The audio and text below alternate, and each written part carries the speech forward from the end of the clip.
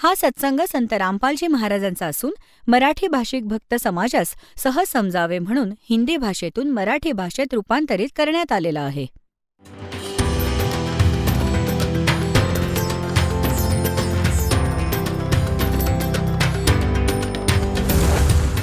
और ज्ञान सब ज्ञान डी कबीर ज्ञान सो ज्ञान, और जैसे घोड़ा तोब कायम करता चले मैदान. जगद्गुरु तत्वदर्शी संत रामपालजी महाराजांचे अमृत वचन सर्व पवित्र धर्मांच्या व पवित्र शास्त्रांच्या आधारावर. आता पुण्यात्म्यांनो, खूपशा शंका उत्पन्न होतात पहिल्यांदा जेव्हा या सृष्टी रचनेला ऐकतो. परंतु ही काही ऐऱ्यागैऱ्याची कथा नाहीये. आपण आजपर्यंत जेही ज्ञान ऐकले होते ते बिलकुल इनकम्प्लीट होते. काही शेंडा बुडखा नव्हता त्या ज्ञानाला. तर इथे परमात्म्याने काय केले, आपला पुत्र जोगजीतचे रूप घेतले आणि तिथे ज्योत निरंजनच्या त्या 21 ब्रह्मांडात पोहोचले, त्या स्थानावर जिथे तो उभा होता. जोगजीतला बघून तो एकदम सतर्क झाला आणि म्हटले की ज्योत निरंजन, तू मोठा जुलूम केलायस आणि आदेश ऐक परमपित्याचा. आजपासून तुझे नाव काळ असेल. तू त्या मुलीच्या काळाचे कारण बनलास, कारण की तिने तिच्या अब्रूरक्षणासाठी तुझ्या पोटात आश्रय घेतला. मुलीला परमात्म्याने जोगजीत रूपात ज्योत निरंजनचे पोट चिरून वचनाने ती मुलगी बाहेर काढली, पोट फाडून, आणि म्हटले की तुम्ही दोघे इथून निघून जा. आजपासून तुला हा शाप मिळाला आहे. 1,00,000 मानव शरीरधारी तू नित्य आहार करशील आणि 1,25,00,000ची उत्पत्ती डेली करशील आणि निघून जा इथून तुझे 21 ब्रह्मांड घेऊन. अशा या पवित्र लोकात अशा दुष्टांचे कोणतेही स्थान नाहीये. आता दुर्गाने चूक केली. सगळ्यात पहिल्यांदा उभी राहिली आपल्या वडिलांना विसरून. आपण चूक केली. आपण त्या आपल्या मालकांना सोडून हिच्या मागे लागलो. 21 ब्रह्मांड तिथून निघाले. परमात्म्यांचे वचन ऐकताच जसे विमान चालते आणि तिथून हे सतलोकातून 16 शंख कोस अंतरावर, जसे अब्ज, खर्ब, नील, पद्म, शंख, 16 शंख कोस दूर अंतरावर.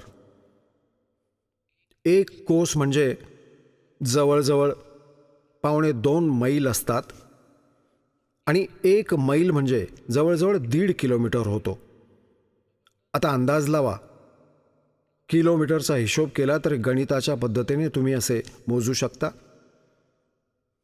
अर्थात 1 कोसमध्ये 3 किलोमीटर मानून चालू आपण, तर 48 शंख किलोमीटर दूर 48 शंख हे 21 ब्रह्मांड येऊन थांबले आणि आपल्या आपल्या कक्षेत हे फिरू लागले परमात्म्याच्या वचनाप्रमाणे. आता या ज्योत निरंजनला परत तीच बकवास सुचली. मुलीबरोबर परत गैरवर्तन चालू केले. दुर्गाने त्याला परत समजावण्याचा प्रयत्न केला, परंतु ऑल इन व्हॅन. मुलीने म्हटले की बघ ज्योत निरंजन, आधी तू माझा मोठा भाऊ, मी तुझी छोटी बहीण, आणि दुसरं मी तुझ्या पोटातून बाहेर आले, तुझी मुलगी झाले. कोणत्या तरी नात्याची लाज राख. परंतु त्याने एक नाही ऐकले आणि दुर्गाच्या बरोबर याने सृष्टिक्रम केला. 3 पुत्रांची उत्पत्ती झाली. मोठ्याचे नाव ब्रह्मा ठेवले, ज्याला रजगुणयुक्त केले. दुसऱ्याचे नाव विष्णू ठेवले, त्याला सत्वगुणयुक्त केले. आणि तिसऱ्याचे नाव शंकर ठेवले, त्याला तमोगुणयुक्त केले. आणि मग दुर्गाने आपल्याच वचनाने 3 मुली उत्पन्न केल्या आणि त्या 3 मुलींच्या बरोबर या तिघांचा विवाह करून दिला. अशा प्रकारे या काळाच्या सृष्टीचा प्रारंभ झाला. आता पुण्यात्म्यांनो, परमात्म्याने त्यांच्याद्वारे रचलेली सृष्टी आजपासून 600 वर्षांपूर्वी लोकोक्तींच्या माध्यमातून पण ऐकवली होती आणि धरमदासजींनी त्याला लिपिबद्ध केले होते. कबीर सागरमध्ये याचे प्रमाण आहे. तुम्हाला कबीर सागरमधून दाखवतो. आता बघा, हे कबीर सागर संपूर्ण 11 भाग, खेमराज श्रीकृष्णदास प्रकाशन, मुंबईहून प्रकाशित. हे बघा, कबीर सागर. याचे कोण आहेत हे संशोधक? कबीरपंथी भारत पथिक, स्वामी युगलानंद बिहारी द्वारा परिष्कृत. मुद्रक एवं प्रकाशक आहेत खेमराज श्रीकृष्णदास, अध्यक्ष श्री वेंकटेश्वर प्रेस, खेमराज श्रीकृष्णदास मार्ग, मुंबई, मुंबईचा. हे आहे ज्ञानबोध. ज्ञानबोध आणि बोधसागर हा खंड आहे. याचा अध्याय आहे ज्ञानबोध आणि याच्या 21व्या पानावर इथे परमात्म्याच्या द्वारे सांगितलेली सृष्टी रचना आहे. धर्मदास ये जग बोराना, कोई न जाने पद निर्वाणा. यही कारण मैं कथा पसारा, जग से कहिए वो राम नियारा. हे नाम चुकीने प्रिंट झालंय. आता काय सांगतात? धर्मदास ये जग बोराना और कोई ना जाने पद निर्वाणा. निर्वाण म्हणजे मोक्ष मार्गाशी कोणीही परिचित नाहीये. पूर्ण विश्वच विचलित आहे. धर्मदास ये जग बोराना, कोई न जाने पद निर्वाणा. यही कारण मैं कथा पसारा, जग से कहिए वो राम नियारा. यही ज्ञान जग जीव सुनावो, सब जीवों का भरम नसाओ. अब मैं तुमसे कहूँ चिताई, तिरदेवन की उत्पत्ति बाई.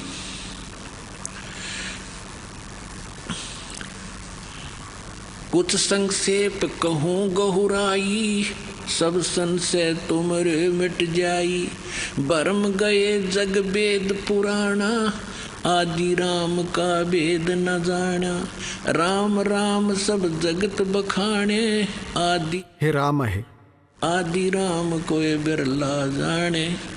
राजा राम सबको ये जग जाने, तुम सोता को भेद बखाणे. ज्ञानी सुने. जी मी ही कथा ऐकवणार आहे सृष्टी रचनेची. म्हणतात, अब मैं तुमसे कहूँ चिताई, तिरदेवन की उत्पत्ति भाई. याच्याशी संबंधित आहे. ज्ञानी सुने सो हृदय लगाई, मूर्ख सुने तो गम न पाई. माँ अष्टंगी पिता निरंजन, ये जमदारुण वंशन अंजन. पहले कीन निरंजन राई, पीछे से दुर्गा उपजाई माया. माया रूप देख अति शोभा, देव निरंजन तन मन लोभा. काम देव धर्मराय सताए, देवी को तुरंत दर खाए. पेट से देवी करी पुकारी, हे साहेब मोहे करो उबारी. टेर सुनी सतगुरता आए, अष्टंगी के बंद छुड़वाए. आता या काळाला इथे याने धर्मराय पण म्हटले आहे. याने म्हटले होते, मी धर्माचे राज्य करीन, सत्याचे राज्य करीन आणि जसे कोणी कर्म करेल तसेच फळ देईन, म्हणून याला इथे म्हटलंय. धर्मराय को हिकमत कीना, नख रेखा से बग कर लीना. धर्मराय करे भोग विलासा, माया को रही तब आशा. 3 पुत्र अष्टंगी जाए, ब्रह्मा विष्णु शिव नाम धराए. 3 देव विस्तार चलावे, इनमें ये जग धोखा खाए. पुरुष गम कैसे कोई पावे, काल निरंजन जग भरमावे. 3 लोक अपने सुत दीना, सोन निरंजन वासा लीना. अलख निरंजन सोन ठिकाना, ब्रह्मा विष्णु शिव वेद न जाना. 3 देव सो उसको ध्यावे, निरंजन का वो पार न पावे. अलख निरंजन बड़ा बटपारा, 3 लोक जीव कीन आहारा. ब्रह्मा विष्णु शिव नहीं बचाए, सकल खाए पुन दूर उड़ाए। तिनके सुत हैं तीनों देवा, अंदर जीव करत हैं सेवा। अकाल पुरुष का हो नहीं चीन्या, काल पाए सभी गए लीन्या। मग म्हणतायत तीनों देव और असुर अवतारा, ताको भजे सकल संसारा। तीन गुणों का ये विस्तारा, धर्मदास मैं कहूँ पुकारा। गुण तीनों की भक्ति में ये भूल पड़ो संसारे, कह कबीर निज नाम बिना कैसे उतरो पार। आता पुण्यात्म्यांनो, परमात्म्याने 600 वर्षांपूर्वी हे ज्ञान दिले होते आणि त्यावेळी परमेश्वराच्या या अनमोल वचनांना, या सतज्ञानाला आपल्या नकली धर्मगुरूंनी हे सांगून आपल्यापासून दूर केले की कबीर साहेब आहे तो अशिक्षित आहे, हा शूद्र जातीशी संबंधित आहे, याचे हे माहीत नाही की हिंदू आहे की मुसलमान आहे, आणि हा आमच्या हिंदू देवतांना ब्रह्मा विष्णू महेश यांना नाशवान सांगत आहे, यांच्याविषयी उलटसुलट बकवास करतो, याच्या गोष्टी कोणी ऐकू नका. तर त्यावेळी या नकलींचे म्हणणे स्वीकारले गेले. आपले पूर्वज अशिक्षित होते आणि आपले धर्मगुरू एक संस्कृत भाषा जाणत होते आणि आपले सगळे सद्ग्रंथ संस्कृत भाषेमध्ये लिपिबद्ध होते. या मंद बुद्धींना काही समजले तर नाही. आपले लोकवेद दंतकथा ऐकवत राहिले आणि नाव या सद्ग्रंथांचे घेत राहिले की आम्ही या सद्ग्रंथातून तुम्हाला हे तत्त्वज्ञान सगळं ज्ञान ऐकवत आहोत की ब्रह्मा विष्णू महेश यांचे कोणी मातापिता नाहीत, ते अजरामर आहेत, सर्वेश्वर आहेत, महेश्वर आहेत, हे सगळ्या ब्रह्मांडांचे रचनाकर्म हेच आहेत, सर्वेश्वर हेच आहेत. आणि कोणी विष्णूजींना सर्वेश्वर, कोणी श्रीरामजींना सर्वेश्वर, कोणी श्रीकृष्णजींना, कोणी भगवान शंकराला, कोणी देवीला. आपल्याला काही ठोस माहीतच नव्हतं. आता त्यावेळी तर आपल्याला ही गोष्ट पटली त्या नकली गुरूंची की कबीरजी अशिक्षित आहेत, हे सद्ग्रंथ तर नाही जाणू शकत, आणि जे काही हे सांगत आहेत आपल्या देवतांच्या विषयी, यांच्या उत्पत्तीच्या विषयी, हे सगळे खोटे आहे. आणि ज्याच्यामुळे त्यांचे म्हणणे पटत राहिले, कारण की त्यांना स्वतःला माहीत नव्हते सद्ग्रंथात काय लिहिलंय. आता पुण्यात्म्यांनो, जर परमात्मा 600 वर्षांपूर्वी हे ज्ञान लिपिबद्ध करून गेले नसते तर आज आपण भगवान ओळखू शकलो नसतो. आता बघा, ज्याला अशिक्षित म्हणाले, संस्कृत भाषा जाणत नाही, जर परमात्मा कोणत्या अन्य वर्णात आले असते, ब्राह्मण वर्गात, संस्कृत वाचले असते, तर आज अजून एक डिफिकल्टी निर्माण झाली असती की बाबा ब्राह्मण होता, याला समजले असतील सद्ग्रंथ, अजून दुसऱ्यांना मान्य नाही, अजून इतर ब्राह्मणांना समजले नाही, तर म्हणून याला सद्ग्रंथांची माहिती होती. तर परमात्मा तर अशिक्षित होते त्यांच्याच शब्दात, परंतु ते अशिक्षित नाही, ते विद्वान होते. आणि यजुर्वेद अध्याय नंबर 40च्या श्लोक नंबर 11, 12, 13 म्हटलंय की तो तत्वदर्शी संतच सांगेल विद्वान आणि अविद्वानाची व्याख्या. एक कोणी ज्याला अक्षरज्ञान आहे त्याला विद्वान म्हणतात, ज्याला अक्षरज्ञान नाही आहे त्याला अविद्वान म्हणतात, परंतु विद्वान व अविद्वानाची व्याख्या तो तत्वदर्शी संत सांगेल. तर पुण्यात्म्यांनो, हे संस्कृत भाषा येत असल्याने महर्षी म्हणून विद्वान म्हणून मिरवले गेले होते आणि कख माहिती नव्हते. काय एका भाषेने विद्वान होतात? अध्यात्म मार्गात अध्यात्म ज्ञानाने विद्वान होतात, भाषा कोणतीही असू दे. तर आता थोडीशी तुम्हाला एक झलक दाखवतो की 600 वर्षांपूर्वी आपल्या सद्ग्रंथात लिहिले होते की ब्रह्मा विष्णू महेशचे माता पिता दुर्गा व हा काळ आहे. आणि या नकलींना कख माहीत नाही, आजपर्यंत मूर्ख बनवत होते आपल्याला. सगळ्या उलट्या साधना, उलटे ज्ञान ठसवले समाजात. आज या दासासाठी डिफिकल्टी निर्माण होत आहे. या बिघडलेल्या नाटकाला रिसेट करण्यासाठी, कारण की शिष्य जो असतो कोणत्याही जाती धर्माचा किंवा कोणत्या संताचा, जे हे ज्ञान ऐकतात त्यांना पण चांगले नाही वाटत, परंतु प्रमाण बघून ते जातात. तर काही प्रमाणात त्यांना विश्वास वाटतो, तर कुठे जातात? त्यांच्या गुरुजींकडे जाऊन विचारतात. तर आपले गुरुजी पहिले त्यांच्याहून नकली. ते म्हणतात नाही, तो खोटे बोलतो, तो असा आहे. मग त्याला चिंता वाटू लागते त्या आचार्याला, गुरुला, की कधी माझ्या शिष्यांना खरे माहीत पडले. कारण की खरे तर पुस्तकात रेफरन्स दिलेले आहेत, सगळे CD मध्ये भरलेले आहे. ते पण जाणतात की म्हणजे सगळे खरे आहे, पण शिष्य पळून नको जायला. आता त्यांना ही चिंता लागलेली आहे. परंतु आता ती वेळ आली आहे, चिंता करा किंवा करू नका, की शिष्य तर सगळे इथेच येणार आहेत एक दिवस. थोडा वेळ निसंशयपणे लागू द्या.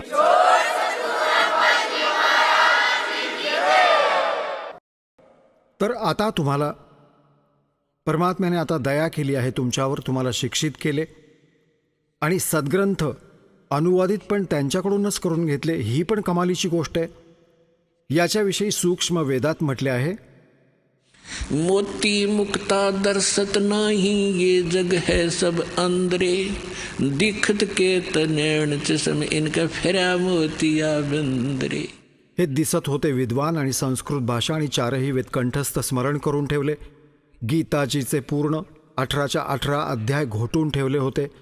त्यांना कख नाही माहीत यात काय लिहिले. तर याविषयी म्हटलं आहे की हे दिसत होते विद्वान, मोठे संस्कृत बोलणारे, आणि यांना मोतीबिंदू होता, अज्ञानरूपी. कोणाला मोतीबिंदू झाला तर त्याचा डोळा तर बिलकुल स्वच्छ दिसतो की याला छान दिसत असेल, परंतु दिसत काही नाही. तर हे दिसत होते विद्वान, परंतु यांना होता मोतीबिंदू. अज्ञान होते, पूर्णपणे अज्ञान होते त्यांना. सगळ्या आपल्या धर्मगुरूंमध्ये आपले सद्ग्रंथ काय सांगत आहेत, आणि हे 600 वर्षांपूर्वी भगवान सांगून गेले होते. तर पुण्यात्म्यांनो, आता समजायला वेळ नाही लागणार. Who is God? Kabir is God. आता दाखवतो तुम्हाला. हे बघा, हे शिवपुराण आहे.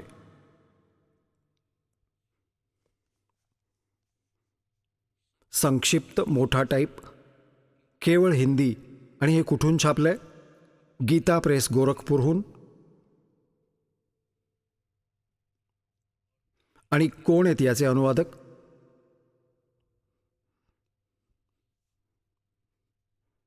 संपादक हनुमान प्रसाद पोद्दार.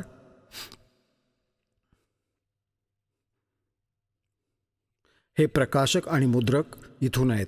एकेवेळी नारदजींनी आपले वडील ब्रह्माजींना विचारले, कारण की ब्रह्माजीच सगळ्यात पहिले उत्पन्न असे मानले जातात, मोठे पुत्र, आणि यांनाच वेदांचा आणि सगळ्या ज्ञानाचा कर्ता धर्ता मानले होते यांनी. म्हणून नारदजींनी आपल्या वडिलांना विचारले. आता बघा, हे आहे रुद्रसंहिता. रुद्रसंहिता आणि हे संक्षिप्त शिवपुराण 98व्या पानावरून आपण सुरू करू खालून. आणि हा 5वा अध्याय आहे रुद्रसंहितेचा. आता इथे एंड झाला. आपला पुत्र नारद याचे हे म्हणणे ऐकून लोकपितामह ब्रह्मा तिथे अशा प्रकारे म्हणाले. आता 6व्या अध्यायापासून सुरू होते 99व्या पानावर. ब्रह्माजीने म्हटले, ब्रह्मण देव शिरोमणी नारदाला म्हटले, तू नेहमी समस्त जगाच्या उपकारासाठीच काम करत असतोस. तू लोकांच्या हिताच्या इच्छेने खूप उत्तम गोष्ट विचारली आहेस. ज्यावेळी तो सृष्टीरचनेच्या विषयी जाणू इच्छित होता, ज्यावेळी समस्त चराचर जग नष्ट झाले होते, सगळीकडे फक्त अंधारच अंधार होता, ना सूर्य दिसत होता, ना चंद्रमा, अन्य ग्रह आणि नक्षत्रांची पण माहिती नव्हती, ना दिवस असायचा ना रात्र, अग्नी पृथ्वी वायू आणि पाण्याचे पण अस्तित्व नव्हते. त्यावेळी तत् सद्ब्रह्म या श्रुतीमध्ये जो सत ऐकला जातो, एक मात्र तोच शिल्लक होता. आता आपण 100व्या पानावर आलो. 100व्या रुद्रसंहिता शिवपुराणाच्या. ज्या परब्रह्मच्या विषयी हे ब्रह्माची ज्ञान सांगतायत, ज्या परब्रह्मच्या विषयी ज्ञान आणि अज्ञानाने पूर्ण, म्हणजे काही खरे काही खोटे मी सांगणार आहे. ब्रह्माजी म्हणत आहेत की ज्या परब्रह्मच्या विषयी काही ज्ञान काही अज्ञान पूर्ण उक्त्या ऐकल्या जातात त्या सांगतो, म्हणजे काही खऱ्या काही खोट्या. हे पहा, ज्या परब्रह्मच्या विषयी ज्ञान व अज्ञानाने पूर्ण उक्त्यांद्वारे अशा प्रकारे विकल्प केले जातात, त्याने काही काळानंतर द्वितीयाची इच्छा प्रकट केली. आपल्या आत एकापासून अनेक होण्याचा संकल्प उदय पावला.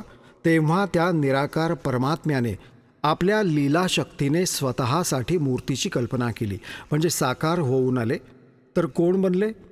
जो मूर्तीरहित परमब्रह्म आहे त्याची मूर्ती भगवान सदाशिव आहे. अर्वाचीन आणि प्राचीन विद्वान त्यांनाच ईश्वर म्हणतात. त्यावेळी एकाकी राहून स्वेच्छेप्रमाणे विहार करणाऱ्या त्या सदाशिवाने आपल्या विग्रहाने स्वतःच एक स्वरूपभूता शक्तीची सृष्टी केली, जी त्यांच्या स्वतःच्या श्रीअंगापासून कधी वेगळी होणारी नव्हती. त्या पराशक्तीला प्रधान प्रकृती गुणवती माया बुद्धितत्वाची जननी तसेच विकाररहित सांगितले गेले. त्या शक्तीला अंबिका म्हटले गेले आहे. ही दुर्गा आणि नित्या व मूळ कारण पण म्हटली गेली आहे. जिला प्रकृती, सर्वेश्वरी आणि त्रिदेव जननी त्रिदेव ब्रह्मा विष्णू महेशला उत्पन्न करणारी त्यांची माता नित्या आणि मूल कारण पण म्हटले गेले. सदाशिवद्वारे प्रकट केल्या गेलेल्या त्या शक्तीला 8 हात आहेत. तर झाले क्लिअर? आता पुण्यात्म्यांनो, कमालीची गोष्ट आहे. देवी पुराणात 3ऱ्या स्कंदात ब्रह्माजी आपला पुत्र नारद याला सांगत आहेत की मी जेव्हा कमळाच्या फुलावर बसलो होतो, मला हे नाही माहीत की मी कुठून उत्पन्न झालो, कोण माझा जनक आहे. आणि मग 1000 मग आकाशवाणी झाली, मग मी 1000 वर्ष तप केले, अमुक केले. आता जेव्हा त्याला त्याच्या जन्माबद्दल नाही माहीत आणि तो सांगतोय परब्रह्म आणि कोणाची सृष्टी जसे पण आहे, कारण काय होते की परमात्मा प्रत्येक युगात आले आणि सगळ्यात पहिल्यांदा जेव्हा आले होते ते परमात्मा सगळ्यात पहिल्यांदा ब्रह्माजींना भेटले होते आणि ब्रह्माजींना ही सृष्टीरचना ऐकवली होती आणि हा बराच प्रभावित झाला होता आणि परमात्म्याने याला ओम नाम दिले होते जप करायला. मग परमात्मा गेले होते विष्णूजींकडे. विष्णूजींनी पण बऱ्याच प्रभावाने खूप लक्षपूर्वक ज्ञान ऐकले होते आणि शिष्य झाले होते. प्रथम मंत्र हरियम नाम दिले होते परमेश्वराने आणि शिवजीकडे पण गेले होते, शंकर भगवानांकडे. त्यांनी पण ज्ञान ऐकले होते आणि त्यांनी परमात्म्याने जो वेदात पण मंत्र नाही आहे तो सोहम मंत्र दिला होता. तर इथे गरीबदास साहेबांनी सांगितले आहे कबीर साहेबांच्या मुखकमलातून ऐकून कि हम बैरागी ब्रह्मपद सन्यासी महादेव और सोहम मंत्र दिया शिव जी को करे हमारी सेव. तर या तिन्ही भगवानांना परमेश्वर येऊन भेटले होते संत रूपात आणि यांनी आधी तर ज्ञान ग्रहण केले, कारण ज्ञान ऐकले, सृष्टीरचना ऐकली. मग मागून काळाने यांच्या मनात असे भूत बसवले आणि अशी प्रेरणा केली की यांना काय माहीत हे ऋषी वेद आणि हे सगळे इतर कुठून ज्ञान घेऊन आले, वेदच सर्वश्रेष्ठ आहेत. तर दुसऱ्या वेळेला जेव्हा परमात्मा गेले की यांना थोडे पुढे नेऊ, तर ब्रह्माजींनी पण विष्णूजींनी पण आणि शिवजींनी पण या तिघांनी त्यांचे ज्ञान नाकारले की नाही. जे वेदात ज्ञान आहे आम्ही त्यालाच मानतो, त्याच्यापुढे आम्ही मानणार नाही. त्यापेक्षा वेगळे जे तुम्ही सांगत आहात आम्हाला. परंतु ती जी सृष्टी रचना मालकांकडून ऐकली होती तिला उलटसुलट आटपट करून आता इथे ऐकवली. त्याने काही खरी काही खोटी. आता त्याची एक झलक आहे तुमच्यासमोर बघा.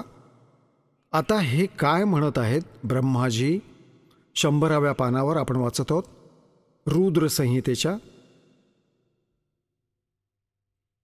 की हे काय म्हणत आहेत की जो मूर्तीरहित परमब्रह्म आहे त्याची मूर्ती भगवान सदाशिव आहे.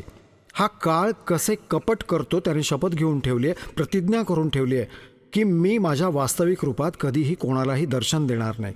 तर कोणाला हा शिवरूपात दर्शन देतो, कोणाला आपला पुत्र विष्णूच्या रूपात, कोणाला आपला पुत्र शंकर म्हणजे ब्रह्माच्या रूपात. तर अशा प्रकारे इथे ब्रह्माजी विचलित आहेत, याला सदाशिव म्हणत आहेत. आता बघा हा काळ भगवान पुढे स्पष्ट होईल. तो भगवान सदाशिव आहे. अर्वाचीन आणि प्राचीन विद्वान त्यालाच ईश्वर म्हणतात. त्यावेळी एकाकी राहून स्वेच्छेनुसार विहार करणाऱ्या सदाशिवने त्याच्या विग्रहातून शरीरातून स्वतःच एक स्वरूपभूता शक्तीची सृष्टी केली. ब्रह्माजी त्यांच्या अज्ञानात सारवासारव करायची कुचेष्टा करत आहे. हे खरे आपल्यासमोर यायचे होते.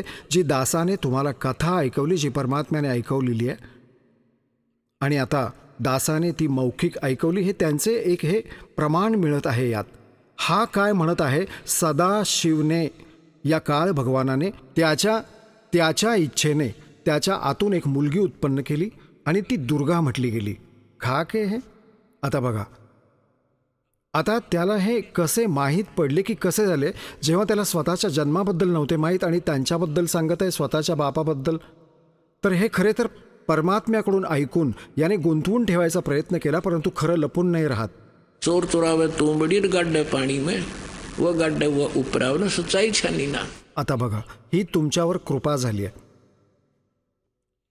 त्यावेळी एकाकी राहून स्वेच्छेनुसार विहार करणाऱ्या त्या सदाशिवने काळाने आपल्या विग्रह म्हणजे शरीरातून स्वतःच एक स्वरूपभूता शक्तीची सृष्टी केली, जी त्यांच्या स्वतःच्या श्रीअंगापासून कधी वेगळी होणारी नव्हती. त्या पराशक्तीला प्रधान, हे लक्षात ठेवा की प्रधान पण दुर्गाला म्हणतात, प्रकृती पण दुर्गाला म्हणतात. गुणवती, माया, बुद्धितत्वाची जननी, तसेच विकाररहित सांगितले आहे. ती शक्ती अंबिका म्हटली गेली, जी सदाशिवने आपल्या शरीरातून विग्रहातून बाहेर उत्पन्न केली. ती काय म्हणवली गेली? विकाररहित ती शक्ती अंबिका म्हटली गेली. तिलाच प्रकृती, सर्वेश्वरी आणि ब्रह्मा विष्णू महेश त्रिदेव यांची जननी, नित्या आणि मूल कारण पण म्हणतात. सदाशिवद्वारे प्रकट केली गेलेली आपल्या काळाच्या शरीरातून निघालेल्या त्या शक्तीला 8 हात आहेत. स्पष्ट झाले दुर्गाविषयी.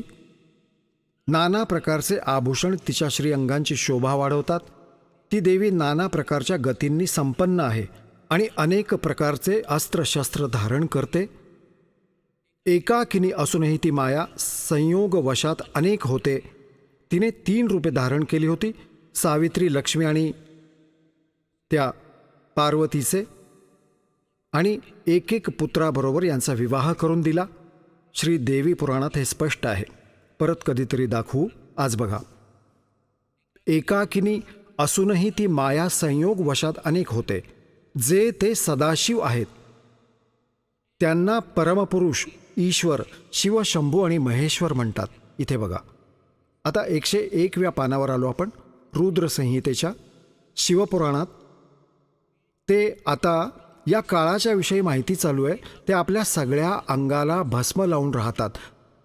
त्या काळरूपी ब्रह्मने, हाय काळ ब्रह्म म्हणा, सदाशिव म्हणा, त्या काळरूपी ब्रह्मने एकाच वेळी शक्तीच्या बरोबर हे 7 आहे, नात नाही आहे, शिवलोक नावाचे क्षेत्र निर्माण केले. त्या उत्तम क्षेत्राला काशी म्हणतात.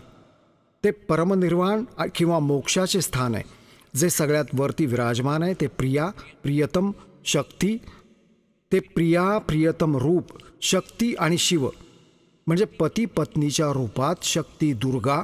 शिव हा काळरूपी ब्रह्म जो परमानंद स्वरूप आहे, त्या मनोरम क्षेत्रात नेहमी निवास करतात.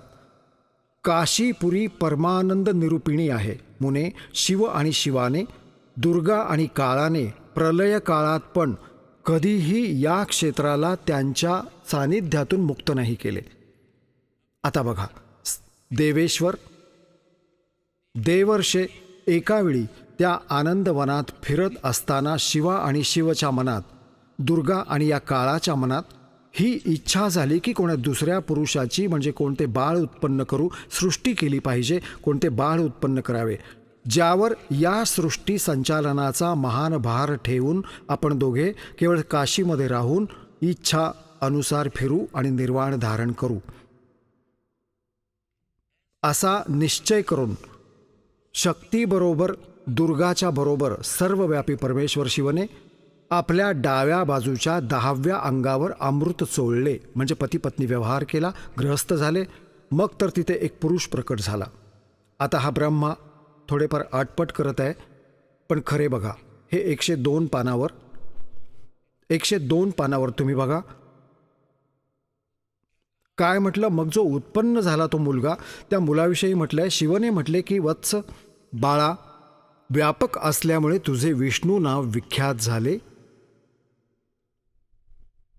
आता पुण्यात्म्यांनो, आता या काळापासून सदाशिव आणि दुर्गापासून विष्णूजींची उत्पत्ती सिद्ध झाली, जे परमात्म्याने 600 वर्षांपूर्वी सिंपल लँग्वेजमध्ये म्हटले होते. अब मैं तुमसे कहूँ चिताई, तेरे देवन की उत्पत्ति भाई. माँ अष्टंगी पिता निरंजन, ये जमदारुण वंशन अंजन. माया देख रूप अति शोभा, देव निरंजन तन मन लोभा. कामदेव धर्मराय सताए, हे देवी को तुरंत दरकाए. पेट से देवी करी पुकारी, हे साहेब मेरी करो उबारी. टेर सुनी तब ता हम आए, अष्टंगी को बंद छुड़वाए. धर्मराय की ने भोग विलासा, दुर्गा को रही तब आशा. ही प्रेग्नंट झाली. 3 पुत्र अष्टंगी जाए, ब्रह्मा विष्णू शिव नाम धराए. आणि हे नकली आणि असं म्हणत असत, काय जाणतो, अनपढ आहे, हा अशिक्षित आहे, सगळे खोटे बोलत आहेत. अरे खोटे तुम्ही होतात. तर पुण्यात्म्यांनो, आज तुमच्यावर कृपा झाली. आपले सद्ग्रंथ ज्यांना आपण शिरोधार्य मानत होतो, आज ते काय सांगत आहेत. आणि हे खोटे संत, हे आपले धर्मगुरू काय बकवास करत असायचे. तर आता आपण आपली दिशा बदलू आणि मोक्ष प्राप्ती करून घेऊ. हा सुअवसर परमात्म्याने फिक्स करून ठेवला आहे तुमचा यावेळी. आणि हा सुअवसर तुम्हाला प्राप्त झाला आहे की मागचे आश्चर्यकारक, खूप सुंदर, खूप चांगले कर्म, पुण्य तुम्ही सोबत घेऊन जन्मले आहात. निस्संशय आज आपण दुःखी आहोत. निस्संशय आपण कितीतरी कष्ट करत आहोत, परंतु तुमचे भक्तीचे जे नंबर आहेत 100पैकी 100 पूर्ण आहेत, जे सतलोक आश्रम बरवालामध्ये पोहोचले आहेत आणि येतील पुढे.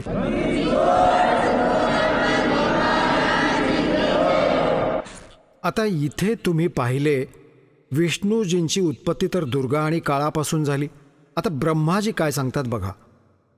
103 पानावर, हे 103 पाने रुद्र संहिता. आता ब्रह्माजी म्हणतात, देवर्षे,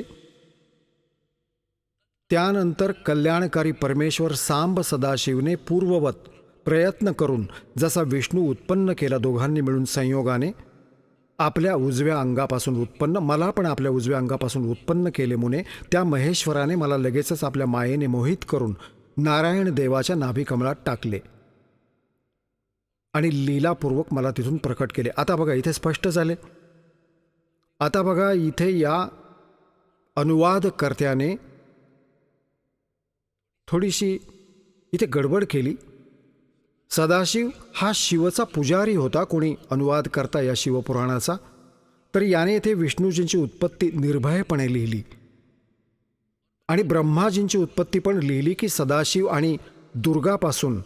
त्याला हे माहीत नाही की दुर्गा कोण आहे, शिवा कोण होती. तर आता इथे तो संकोचला की शिवपासून शिवची उत्पत्ती कशी होऊ शकते. तर कहते चोर चुरावे तुंबड़ी और गड्ढे पानी में वो गड्ढे ऊपर आवे, जो सच्चाई छानी ना. तर या सद्ग्रंथात ते सगळे प्रमाण आहे, तुमच्या समोर ठेवतो. आता बघा 110व्या पानावर काय म्हटलंय. ही रुद्र संहिताच आहे आणि शिवपुराणच चालू आहे. हे शिवपुराणच चालू आहे 110व्या पानावर. आता इथून आपण वाचू. या प्रकारे सगळे विवरण सांगून इथे म्हटले की अशा प्रकारे ब्रह्मा, विष्णू आणि रुद्र या 3 देवतांमध्ये गुण आहेत. म्हणजे रजगुण ब्रह्मा, सत्वगुण विष्णू, तमोगुण शिव आहेत. आणि परंतु शिव गुणातीत मानले गेले आहेत. हा शिव आहे, हा त्यांचा पिता आहे, यांना शिवच नाही समजला. आता तुम्हाला परत दाखवतो.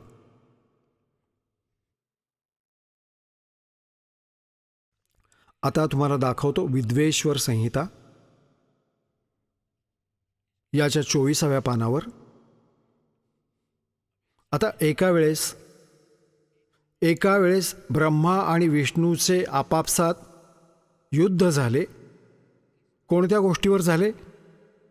आता पुण्यात्म्यांनो, परमात्मा म्हणतात, 3 देव सो उसको धावे, निरंजन का वो पार न पावे. हे ब्रह्मा विष्णू महेश समाधी लावून यांनी खूप जोर लावला. म्हणतात आपल्या वडिलांचीच यांना माहिती नाही. आणि हा काय कसे कपट करतो की जसे ऋषी महर्षींनी समाधीस्थ होण्याचा प्रयत्न केला, कोणाला ब्रह्माजींच्या रूपात दर्शन दिले, तर त्याने सगळ्यांच्या बरोबर सगळ्यांच्या समोर एक हे प्रमाणित केले त्याच्या अनुभवावरून की हे जे ब्रह्माजी आहेत हे त्यांच्या समकक्ष देवता होते, की हेच सर्वेश्वर आहेत. मी समाधी अवस्थेत यांचे दर्शन केले आहे. हा लपून बसला होता स्वतःला. हे सृष्टी रचणारे आहेत, प्रजापिता आहेत, सगळ्यांचे जनक आहेत. हे म्हणणे ऐकून ब्रह्माजी फुगले. मग कोणाला हे दर्शन करण्याने प्रतिज्ञा केली होती की मी कधी कोणाच्या समोर आपल्या यथार्थ रूपात येणार नाही. तर कोणाला हा शिवच्या रूपात दर्शन देतो, तर तो ऋषी हे म्हणतो की शिवजी स्वतःला लपवून बसला आहे. हाच सर्वेश्वर आहे, महेश्वर आहे, सगळ्यांचे जनक आहेत, कुळाचे मालक आहेत. कोणाला विष्णूजींच्या रूपात दर्शन दिले तर त्या ऋषींनी त्याचा गवगवा केला. विष्णूजींना सर्वेश्वर हे सर्व शक्तिमान आहेत, सगळ्यांचा मालक आहे, मला समाधीमध्ये यांचे दर्शन झाले, स्वतःला हा लपवून बसला होता. तर या म्हणण्यावरून या तिघांना भ्रम होता. परंतु हे दोघे भांडू लागले. एक दिवस ब्रह्माजी गेले विष्णूजींकडे. आता विष्णूजींनी त्यांचा विशेष सत्कार नाही केला. तर ब्रह्माजी म्हणू लागले की मी तुझा बाप आहे आणि बापाला बघून तू पहुडलेला आहेस, तुला लाज नाही वाटत? तू सगळे विष्णूजी म्हणू लागले की ये बाळा बस, मी तुझा बाप आहे आणि तू माझ्या नाभी कमळातून उत्पन्न झालायस. ब्रह्माजी म्हणतात सगळ्या सृष्टीचा मी रचनाकार आहे, मी प्रजापती आहे, तू माझा पुत्र आहेस. या गोष्टीवरून त्यांचे बरेच भांडण झाले. सांगायचा मुद्दा हा आहे की मग या काळाने मध्ये त्यांच्या एक लिंग उभे केले, स्तंभ तेजोमय आणि इतका उंच खूप की हे भांडायचे विसरून गेले, युद्ध विसरले आणि त्याच्या टोकाला शोधण्यासाठी वर खाली जाऊ लागले. ही पण मोठी कथा आहे. मग हा स्वतः आला विष्णू आपला पुत्र शिवजीचे रूप धारण करून आणि मग यांना ज्ञान देऊ लागला. आता बघा, ही आहे विद्वेश्वर संहिता 25व्या पानावर, इथे 24 पासून वाचू आपण. हे दोघे ब्रह्माजी आणि विष्णूजी भांडत होते, त्यांच्यामध्ये स्तंभ उभा केला याने. आता इथे हे प्रश्नोत्तर करू लागले. मग स्वतः आले हे शिवरूप धारण करून. मग त्यांची प्रश्नोत्तरे होतात. इथून ज्ञान झाले यांचे, ब्रह्मा विष्णू महेश यांच्या पित्याचे. ब्रह्मा आणि विष्णूने विचारले, प्रभो, सृष्टी आदी 5 कर्मांचे लक्षण काय आहे हे आम्हा दोघांना सांगा. भगवान शिव म्हणाले, माझ्या कर्तव्यांना समजणे अत्यंत गहन आहे, तरी पण मी कृपापूर्वक तुम्हाला त्यांच्याविषयी सांगत आहे. सृष्टी, पालन, संहार, तिरोभाव आणि अनुग्रह ही माझी 5 कृत्ये आहेत. आता आपण 26 पृष्ठावर आलो आहोत. आता इथे वाचू 26व्या पानावरचं. आता हा काळ काय म्हणाला त्या दोघांना, ब्रह्माजी आणि विष्णूजींना, की मुलांनो, तुम्ही दोघांनी तपस्या करून प्रसन्न झालेल्या मज परमेश्वराकडून सृष्टी आणि स्थिती नावाची 2 कृत्ये म्हणजे 2 विभाग प्राप्त केले आहेत. सृष्टी आणि स्थिती प्राप्त केलेत. हे दोन्ही तुम्हाला खूप प्रिय आहेत. अशाच प्रकारे माझ्या विभूती स्वरूप म्हणजे माझ्यासारखे दिसणारे रुद्र आणि महेश्वराने पण ने आहे, हे मे नाही, 2 अन्य उत्तम कृत्य, संहार आणि तिरोभाव माझ्याकडून प्राप्त केले आहेत. आणि बघा, 2 तर हे पुत्र ब्रह्मा विष्णू झाले आणि 2 रुद्र महेश्वर झाले. तर 5वा कोण आहे, जो यांचा पिता आहे? हा आहे काळ, हा सदाशिव, काळरूपी ब्रह्म. आता हेच सिद्ध करायचं होतं की बघा, आता इथे पुढे काय सांगितलं आहे, मी पूर्वीच्या काळात आपल्या स्वरूपभूत मंत्रांचा उपदेश केला आहे. जो ओंकार रूपात प्रसिद्ध आहे तो महामंगलकारी मंत्र आहे. सगळ्यात पहिल्यांदा माझ्या मुखातून ओंकार म्हणजे ओम प्रकट झाला. जो माझ्या स्वरूपाचा बोध करणारा ओंकार वाचक आहे, मी वाच्य आहे. हा मंत्र माझे स्वरूपच आहे. दर दिवशी ओंकाराचे निरंतर स्मरण केल्याने माझेच नेहमी स्मरण होते. माझ्या उत्तरवर्ती मुखाने अकाराचा पश्चिम मुखाने उकाराचा अ उ म आणि दक्षिण मुखाने मकाराचा, पूर्ववर्ती मुखाने बिंदूचा, मध्यवर्ती मुखाने नादाचे प्राकट्य झाले. अशा प्रकारे 5 अवयवातून युक्त होऊन युक्त ओंकाराचा विस्तार झाला आहे. या सगळ्या अवयवातून एकीभूत होऊन हा आहे प्रणव, म्हणजे ओम नावाचे एक अक्षर झाले. आता यावरून एक गोष्ट अजून सोबत सिद्ध झाली. गीता अध्याय नंबर 8च्या श्लोक नंबर 13 मध्ये हाच गीता ज्ञानदाता, पण हा काळ आहे, ब्रह्मा विष्णू महेश यांचा पिता आहे. हा म्हणतो की ओम इति एकाक्षरम ब्रह्म व्याहरण मा अनुस्मरण य प्रयाती तजम देहम स याती परमाम गतिम. मज ब्रह्मचे केवळ हे एक ओम अक्षर आहे, आणि जो याचे शेवटच्या श्वासापर्यंत स्मरण करतो, शरीर त्यागून जातो, तर या ओमने मिळणाऱ्या परमगतीला प्राप्त होतो. तर हे सिद्ध झाले की हा काळ जो आहे हा ब्रह्मा विष्णू महेशचा पिता आहे आणि दुर्गा यांची माता आहे. इतकेच सिद्ध करायचे होते. आता पुण्यात्म्यांनो, जेव्हा धरमदासजी या सगळ्या तथ्यांना आणि प्रमाणांना ऐकून परमात्म्याला सतलोकात बघून परत येऊन त्यांनी म्हटले की हे मालक, आम्ही तर खूप नीच आहोत, आम्ही तर महाअपराधी प्राणी आहोत, आणि तुम्ही कशी दया केली आमच्यावर, परत येऊन सांभाळलेत दाता. आम्ही तर असे गुन्हे केले होते, आमच्याकडे कोणी डोकावणार पण नाही, आणि तुम्ही तर मोठे दयाळू आहात. तुम्ही तरी पण आम्हा दुष्टांकडे आलात आणि अशा घाणेरड्या लोकात अशा उत्तम लोकाला सोडून. तर हे परमात्मा, तुमचे कसे येणे झाले आणि काळाने तुम्हाला काय विरोध नाही केला? तुम्ही कसे कसे आलात? तर परमात्मा सांगू लागले की सगळ्यात पहिल्यांदा जेव्हा मी आलो, इथे हाहाकार माजला. हे माझे आत्मे आहेत सगळे. आता माता पित्याचा मुलगा कोणी बिघडला, तो कितीही चुका करत आहे, किती दुःख होते त्याला. कोणी जेलमध्ये आहे किंवा कोणी अजून कोणत्या भयंकर स्थितीतून जात असेल, तर माता पिता पण त्याच्याबरोबर दुःखी होतात. अशा प्रकारे परमात्मा आपल्या दुःखाला बघून महादुःखी झाले आणि तिथून इथे आले आपल्याला हे समजवायला की तुम्ही चुकीच्या ठिकाणी आला आहात.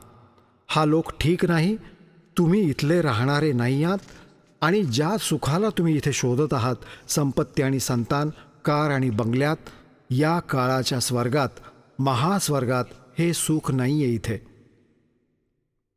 तर सगळ्यात आधी परमात्म्याने सांगितले की मी तिथे उभा राहिलो येऊन, जिथे काळ 1,00,000 मानव शरीरधारी प्राण्यांच्या सूक्ष्म शरीरांना भाजतो, त्यातून घाण काढतो, आणि हा जीव हे वरचे कव्हर तर इथे राहते, आपण त्याच्या अंतिम संस्कारात लागून राहतो, 100 क्रियाकर्म करून घेतात हे नकली, आणि जीव तिथे दुर्गतीला प्राप्त होत असतो जो सत्साधना न करता जातो. तप्तशिलेवर भाजले जातात, तिथे चटकमटक जीव होतात, हाहाकार माजला जातो, मरत नाहीत सूक्ष्म शरीरात, परंतु त्रास भरपूर होतो. या दुःखाला बघून परमात्मा आपला पुत्र जोगजीतच्या रूपात, कधी सहज दासाच्या रूपात, कधी ज्ञानीच्या रूपात येत राहिले आहेत. तर तिथे जोगजीतच्या रूपात तिथे आले आणि ज्योत निरंजन तिथे येऊन उभे राहिले तप्तशिलेवर, जिथे जीव दुःखी होत होते.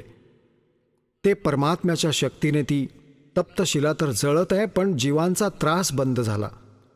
जसे कोणाला डोकेदुखी असेल खूप जास्त, तर कोणी बोलत पण नाही की मला आराम आहे, आणि जेव्हा ते दुखणे ठीक होते टॅबलेट वगैरे घेतल्याने, मग बसून गप्पा मारतो.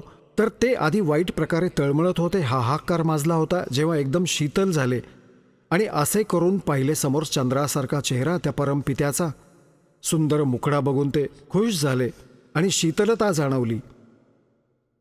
तर त्यांनी विचार केला, हे तर भगवान आले इथे, तर त्यांनी हे दृढ करून ठेवलेच आहे की जसे कर्म करेल तसे फळ मिळेल.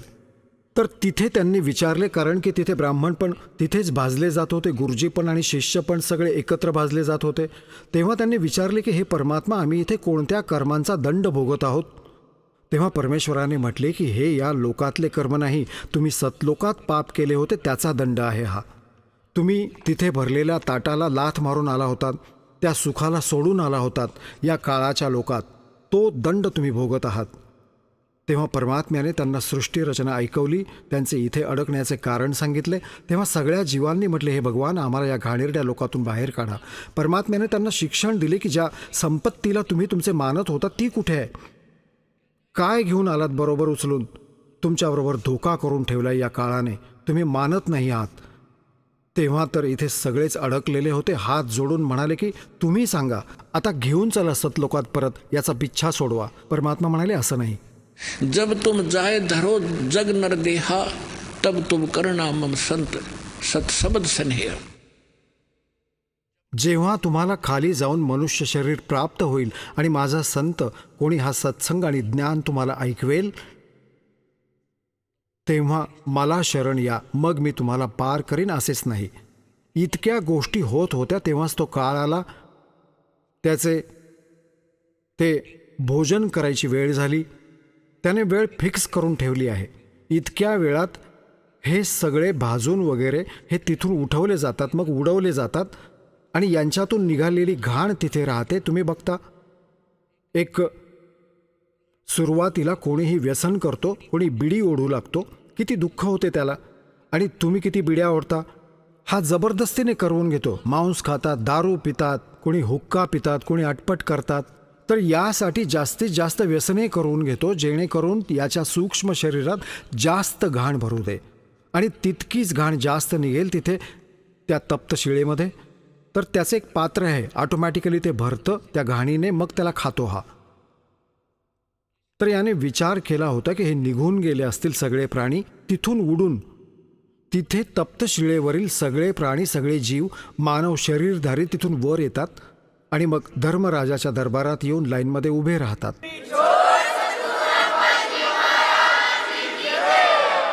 चला आता आपण त्या श्रद्धाळूंचे अनुभव जाणून घेऊया, ज्यांनी जगद्गुरू तत्वदर्शी संत रामपालजी महाराज यांच्याकडून दीक्षा प्राप्त केलेली आहे, तसेच त्यांच्याद्वारे सांगितलेल्या भक्ती मार्गावर चालत आहेत. नमस्कार. सतसाहेब आपलं नाव? कुसुम भारत हनवते, आपण कुठून आलात? जिल्हा हिंगोली, तालुका शेनगाव, महाराष्ट्र. आपला व्यवसाय काय आहे? शेतीत रोजानं, घरची शेती नाही, काय नाही, लोकांच्या रोजानं जायचं. संत रामपालजी महाराजांची गुरुदीक्षा आपण कधी घेतली? 2017 संत रामपालजी महाराजांची गुरुदीक्षा घेण्या अगोदर आपण व आपला परिवार कोणती भक्ती साधना करत होतात? सगळ्या देवी देवताची करत होतो, संतोषी मातेची करत होतो, गणपतीची करत होतो, उपास करत होतो, चतुर्थ्या धरत होतो. पण त्याच्या भक्ती केल्यानं आपल्याला काही लाभ मिळाला नाही. संत रामपालजी महाराजांच्या मार्गाबद्दल किंवा त्यांच्या भक्तीबद्दल आपल्याला माहिती कशी मिळाली आणि आपण त्यांच्याकडे कसे वळालात? गोरेगावच्या ताई, त्याचं भगजीन घर बांधायला घेतलं होतं. त्याचं घर बांधायचं, त्यानं मग पुस्तक एक दिवस त्याला विचारलं, मग त्याने पुस्तक घेतलं, 1 वर्ष वाचलं. जेव्हा ते पुस्तक भगजीनं वाचलं, त्याला कळायलं वाशिमला काळावर सत्संग आहे, तिथं तुम्ही ऐकायला या. तर आम्ही ऐकाय गेलो, 3 दिवस ऐकल्याच्या बाद मग भगजी मत आपल्याला आता हे नामदीक्षा घ्यायची. त्याच्या बाद नामदीक्षा घेतली. जसं तुम्ही सांगत आहात की आपली जी काही सखी आहे, मैत्रीण आहे, त्यांच्याकडनं आपल्याला संत रामपालजी महाराजांची माहिती मिळाली आणि त्यानंतर आपण संत रामपालजी महाराजांकडनं गुरुदीक्षा घेतली. तर जेव्हा आपण संत रामपालजी महाराजांकडनं गुरुदीक्षा घेतली त्यानंतर आपल्याला आपल्या दैनंदिन जीवनामध्ये काय काय अनुभव आलेत? पहिला लाभ मला आंबली पितो लय होते, असे खूप लगे. भगजीनं इकून मला ट्रेनमध्ये झोपून नेलं, परमात्माने तिकून मला हसून पाठवलं. पहिला लाभ. दुसरा लाभ, हिंगोली जिल्ह्यामध्ये रॅली होती. आम्ही रॅलीमध्ये जाऊ लागलो तर 3 कुत्रे आले. आमचा मोठा ॲक्सिडेंट झाला होता. ॲक्सिडेंट झाल्याच्या बाद संत रामपालजी महाराजानं जराशी बी अशी खरंच न्याय दिली आमच्यावर. आमची इतकी अशी लांब गाडी आमची लगे अशी घासत गेली ती, पण परमात्मानं अशी खरंच न्याय दिली आमच्यावर. तिसरा लाभ, रुपूरला सत्संग होता 3 दिवसाचा. आमच्याजवळ पैसे नव्हते. आम्ही म्हणलं आम्ही कोणाला उसने बी मागू शकत नाही, कारण की आम्ही भक्ती करायला तर लोक म्हणतात तुम्ही देवाचे करायला आणि तुम्हाला कोणाला मागायचं काम नाही आणि तुम्ही कशी काय मागायले. आम्ही कोणाला 1 रुपयाही मागितला नाही. तर साक्षात घरात पूर्ण परमात्मानं पैशाची बंडला असे पूर्ण लावून दिली. पूर्ण घर भरलं त्या पैशाने. फक्त परमात्माचे मला त्यात चरण दिसले. मी पैशाचे बनलं ते असे सगळे हटवले आणि परमात्माचे चरण असे हात लावले.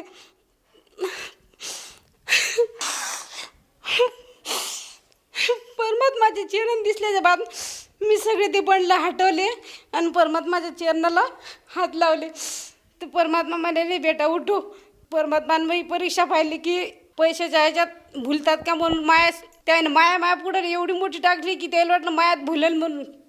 पण मी त्या मायात भुलली नाही. मला परमात्माचे चरण दिसले, सगळे बंडलं मी हटवले आणि परमात्माला फक्त एवढंच म्हणलं, परमात्मा आम्हाला शेवेल जायचं, आमच्याजवळ पैसे नाही तर फक्त परमात्मा मग त्यात ते 200 रुपये द्या. मी फक्त त्यात तितक्या बंडलातून पुरं घर भरलेलं होतं. साक्षात परमात्मा 500चे बंडलं, 500च्या नोटा होत्या, 50च्या होत्या, 100च्या होत्या. पण मी त्यातले फक्त 200 रुपये घेतले पेट्रोलसाठी. बाकी मी ते पैशाकडे डबल पाहिलं पण नाही त्या पैशाकडं. तर परमात्मा तोच ओळखलं की आपल्या बेटीला मायात फसून फायदा नाही. त्याच्या बाद चौथा लाभ, घरी कोणीच नव्हतं. भगतजी कामाला गेलते, अचानक घरी आले. अचानक घरी आल्याच्या बाद गल्ली तर कोणी घरी नव्हतं. एवढा मोठा अटॅक आलता, लय मोठा अटॅक आलता. लहाना मुलगा आहे शंकर नावाचा, तो मरणाचा रडू लागला. भगतजी रडू लागले, नड्डा वाजू लागला, लय हातपाय थंडे पडले होते. म्हणजे सगळं हातापायातून सगळा जीव गेलता, फक्त श्वासच चालू होता. त्याच्या बाद परमात्माचं जलामृत भगतजीने घेतलं आणि जरासं तोंडात टाकलं. श्वास जागेवर आला, नड्डा वाजायचा थांबला. परमात्माचं जलामृत घेतल्याच्यानं सगळं जागेवर आलं. मग दवाखान्यात गेलो, हॉस्पिटलमध्ये गेलो देवळे साहेबाच्या. मग त्याने तपासल्याच्या बाद मग ते बाबा भरती ठेवावं लागते. एक रात्रभर राहिलो. तर भगतजीला मग इंदूरला जायचं होतं भंडाऱ्याला. डॉक्टर म्हणे मी सुट्टी देऊ शकत नाही म्हणे. ते म्हणत आम्हाला सुट्टी पाहिजेत. म्हणजे असे पेशंटची सुट्टी आम्ही देऊ शकत नाही, कारण अशा पेशंटची आम्ही गॅरंटी घेऊ शकत नाही म्हणे. आमच्यावर जबाबदारी राहते म्हणे. का हार्ट अटॅक काय लहान नाही. भगतजी जिद करू लागली, नाही म्हणत आम्हाला सुट्टी आजच पाहिजेत. रात्रभर राहिलो, दुसऱ्या दिवशी सुट्टी घेतली. डॉक्टरनं सही घेतली भगतजीची की जिम्मेदारी आम्ही घेणार नाही. जिम्मेदारी घेतली ना आम्ही घरी आलो तर ते डॉक्टरनं मेडिकल दिलेलं सगळं 1 रुपयाही संत रामपालजी महाराजांनी गोळी घ्यायचं काम पडू दिलं नाही. जसं तुम्ही सांगत आहात की आपल्याला हृदयरोगाचा एक मोठा झटका येऊन गेलात आणि त्या झटक्यामध्ये आपल्या आजूबाजूला परिसरामध्ये गल्लीमध्ये कोणीच घरी नव्हतं. आपले जे भगतजी आहेत, त्याचप्रमाणे आपला जो मुलगा आहेत, फक्त हे 2च व्यक्ती आपल्या घरामध्ये होते आणि केवळ चरणामृत दिल्यामुळे आपल्यावर जो येणारं संकट आहे, हृदयविकाराचा झटका, तो क्षणीच थांबला. तर मला हे विचारायचं आहे की जेव्हा आपण हॉस्पिटलमध्ये गेलात आणि त्या डॉक्टरांनी आपल्याला जे काही ट्रीटमेंट दिली, ज्या गोळ्या दिल्यात, त्या गोळ्या आपण किती दिवस घेतल्यात? एकही गोळी घेतली नाही. त्याने दिली डॉक्टरच्या हिशोबाने दिलेली गोळी एकही घेतली नाही. डॉक्टर म्हणाले बी की आम्ही गोळ्या द्यालो, तुम्ही गोळ्या घ्या. मी म्हणलं आमचा परमात्मावर विश्वास आहे. एकही गोळी घ्यायचं काम पडलं नाही. सगळं मेडिकल दिलेलं पुरं वापस आणलं आम्ही ना. आत्ता बी सोबतच आहे ते. एकही गोळी घेतली नाही. तेव्हापासून संत रामपालजी महाराजांना घ्यायचं काम पडू बी दिलं नाही. त्याचं जलामृत, त्याचं सुमरण, त्याचे नियम, त्याची भक्ती, एक गोळीसुद्धा यातली घ्यायचं काम पडू दिलं नाही संत रामपाल महाराजांना. की एवढं मोठं मेडिकल आहे, काही जायची गरज नव्हती. पण भगतजीला वाटलं मी तिकडे इंदूरला चाललो म्हणून भगतजीनं ट्रीटमेंट करायसाठी नेलं होतं. आणि ताबडतोब मग एका दिवसाची सुट्टी घेतली, घरी आणलं. घरी आणल्याच्या बाद भगतजी घरी आले का नाही आले, भगतजी जेवले नाही, काय नाही. जे त्याला घ्यायचं होतं ते त्याने घेतलं. ते इंदूरला जाताना त्याने सुद्धा कलून पण पाहिलं नाही भगतजीनं. त्यानं विचारलं पण नाही की तू आता जेवती का, गोळ्या घेते का, काय करते, मग काहीच नाही. त्याने त्याचा पसारा घेतला आणि भगतजी निघून गेले. भगतजी निघून गेल्याच्या बाद परमात्मा 5 मिनिटात त्याला जाणं आणि परमात्मा घरात येणं. परमात्मा म्हणले बेटा तू काही काळजी करू नको. भगतजी बाहेर गेले की परमात्मा घरात आली. म्हणले बेटा काही काळजी करू नको, मी तुपल्यास नाही का. भगतजीला जाऊ दे, त्याची सेवा आहे. मग भगतजी बाहेर गेल्याच्या बाद 2-3 दिवस परमात्मा भगतजी लिओस तर म्हटलं जेवढं थांबले, जवळ भगतजी येत नाही तर तोवर परमात्मा मायापाशी थांबले. परमात्मा लय लाभ झाले. परत संत रामपालजी महाराजांचं नामदीक्षा घेतल्याच्या बाद. या व्यतिरिक्त आणखीन काही लाभ सद्गुरू संत रामपालजी महाराजांच्या सद्भक्तीमुळे आपल्याला प्राप्त झाला का? हो, हे लाभ आता 6 जूनला मी सेवा होती बैतूलला. तिथं दाढ लय फुगली होती दाढ. म्हणजे असं तोंड काही खाता येणार, पिता येणार, काहीच नाही. सेवा बी करू लागला असं म्हणता येणार. लड्डूराम, पुरीराम, सब्जीराम असं काहीच बोलता येणार, काहीच. मुकाट्यानंच असं भगत मग त्याला सेवा करू लागलो. लय फुगली होती, म्हणजे अशी दगडावानी कडक झाली ती, लय लगे अशी आणि ठणकू लागली लय. पण तरी लक्ष दिलं नाही. म्हणलं आपण परमात्माची सेवा करायलो, परमात्मावर सोडून द्यायचं.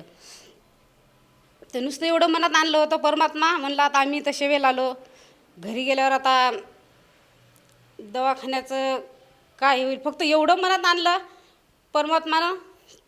तेवढे पैसे 1000 रुपये दिले. म्हणले बेटा आश्रमात जर दिले असते तर भगजी विश्वास करत नव्हती. कारण भगजी म्हणत होते की एखाद्या भगजीचेच पडले, यायले सापडले म्हणून यायनं हे सांगितलं नाही. म्हणून परमात्मानं घरी पैसे दिले डाळीच्या डब्यात. घरी एक मुलगा होता मोठा वैभव नावाचा. मी त्याला विचारलं, म्हणलं बाबा घरी जाय आणि आपल्या डब्यात पैसे आहेत का पाय. म्हणलं परमात्मानं दिले. घरी गेला, मुलांना पाहिले. म्हणले हो आई 1000 रुपये आहेत म्हणले डब्यात. पुन्हा मग तिथून परत त्यानं फोटो पाठवला. मग तिथं सगळ्याला दाखवला. परमात्माला दंडवत घातला. जसं तुम्ही सांगत आहात की संत रामपालजी महाराजांच्या सद्भक्तीमुळे आपल्याला बऱ्याच प्रमाणात असे अनुभव आलेत, चमत्कार बघायला मिळाले आणि परमेश्वर पदोपदी आपल्याबरोबर होता, आपल्या प्रत्येक संकटामध्ये तो उभा होता असं आपण अगदी निर्भयपणे सांगत आहात. तर आपल्या या अनुभवातून आपण आपल्यासारखे जे गरजवंत आहेत, जे आज परमेश्वर प्राप्तीसाठी दारोदार फिरत आहेत, वेगवेगळ्या संतांकडे जात आहेत, देवतांकडे मागणी करत आहेत, सुख मागत आहेत, मोक्षाचा मार्ग मागत आहेत, तर या सर्वांसाठी आपण आपल्या अनुभवातून काय संदेश द्याल? फक्त विनंती करू शकते की बहिणींनो, भावांनो, तुम्ही संत रामपालजी महाराज धर्तीवर आलेले आहेत तर तुम्ही यायचं नामदीक्षा घ्या आणि तुमचं जीवनाचं कल्याण करा. वेळ वाया घालू नका. जसं तुम्ही आज साधकांना साथ घालत आहात की संत रामपालजी महाराज आजच्या घडीला या धर्तीवर अवतरित झालेले आहेत आणि पूर्ण परमेश्वराचा तो एक स्वरूप आहे. तर आपल्याला जे येणारे संकट, जे दुःख आहे, त्यातनं जर आपल्याला लाभ प्राप्त होता पाहिजे असेल तर आपण सर्वांनी संत रामपालजी महाराजांकडनं सद्भक्ती स्वीकारून, सद्मार्ग स्वीकारून त्या मार्गाला लागल्यानंतर आपल्याला जे पाहिजे ते सुख परमेश्वर द्यायला तयार आहेत. तर असं कोणाला जर भासत असेल आणि त्याचं जर या गोष्टीवर विश्वास बसत असेल तर ती व्यक्ती संत रामपालजी महाराजांच्या शरणात कशी येऊ शकेल? परमात्माचे चॅनल आहेत ना सत्संगाचे, त्याच्यावर नंबर येतात, त्याच्यावर कॉन्टॅक्ट करायचा. हर जिल्ह्यात नामदान शर्ट येतं, त्याच्यावर त्यानं नामदीक्षा घ्यायची आणि जीवाचं कल्याण करायचं. ताई, जसं आपण सांगत आहात की आज TV चॅनलच्या माध्यमातून, त्याचप्रमाणे सोशल मीडियावर जेवढे काही प्लॅटफॉर्म आहे, फेसबुक आहे, ट्विटर आहे, इंस्टाग्राम आहे, यूट्यूब आहे, या सर्व सोशल मीडियाच्या प्लॅटफॉर्मवर संत रामपालजी महाराजांबद्दल जी काही माहिती आहे, त्यांचे काही नामदान केंद्र आहेत, या सर्वांची माहिती अगदी मोफत साधकाला मिळते. तर मला विचारायचं आहे, जेव्हा साधक त्या गुरुदीक्षा घेण्यासाठी त्या नामदान केंद्रावर जातो तर त्या साधकाला तेथे ती नामदीक्षा घेण्यासाठी किती पैसे द्यावे लागतात? तिथं 1 रुपयासुद्धा लागत नाही. 1 रुपयासुद्धा लागत नाही. दुसऱ्या ढोंगी साधूसारखं नाही की द्या 500 रुपये, द्या 1000 रुपये, द्या नारळाला, द्यायला त्याला. संत रामपालजी महाराजांनी अशी सुविधा केलेली आहे की 1 रुपयासुद्धा लागू शकत नाही.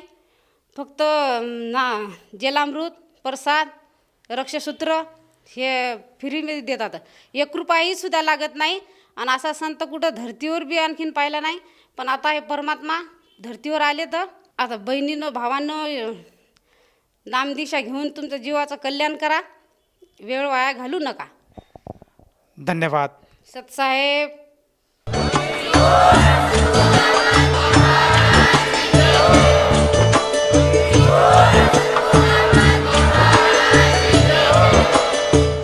आपण ऐकत होता जगद्गुरु तत्वदर्शी संत रामपालजी महाराज यांचे मंगल प्रवचन, ज्यांच्या शुभ आशीर्वादाने संपूर्ण विश्वामध्ये 500 पेक्षा जास्त नामदीक्षा केंद्र आहेत, जिथे निशुल्क नामदीक्षा दिली जाते. निशुल्क नामदीक्षा प्राप्त करण्यासाठी आणि अधिक माहितीसाठी संपर्क करा 7030303951 7030303952. अद्वितीय आध्यात्मिक ज्ञान वाचण्यासाठी, पाहण्यासाठी आणि ऐकण्यासाठी संत रामपालजी महाराज ॲप अवश्य डाउनलोड करा किंवा आमची वेबसाईट www.jagadgururampalji.org वर विजिट करा. आम्हाला सोशल मीडियावर फॉलो करा. सर्व पवित्र धर्मांच्या पवित्र शास्त्रांवर आधारित प्रमाणित अनमोल पुस्तक ज्ञानगंगा किंवा जगण्याचा मार्ग यापैकी कोणतेही एक पुस्तक निशुल्क मागवण्यासाठी आपण आम्हाला आपले पूर्ण नाव, पूर्ण पत्ता, पिनकोड आणि फोन नंबरसह लिहून 7030303951 किंवा 7030303952 या नंबरवर SMS करू शकता किंवा 7030303950 या नंबरवर व्हॉट्सअप देखील करू शकता.